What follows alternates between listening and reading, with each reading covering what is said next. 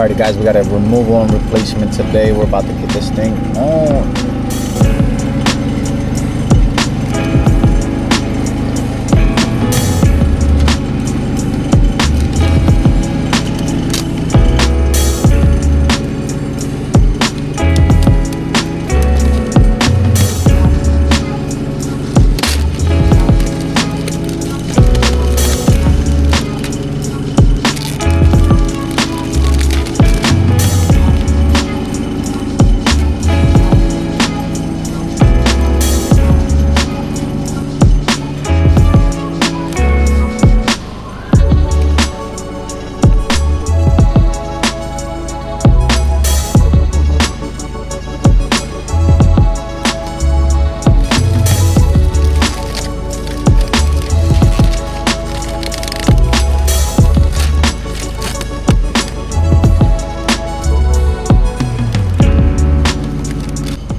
On a window like this that does not go up and down, you're gonna want to cut a piece out just like this right here, and you're gonna want to take your tool right here and just kind of let that get in there so you can start pulling it off.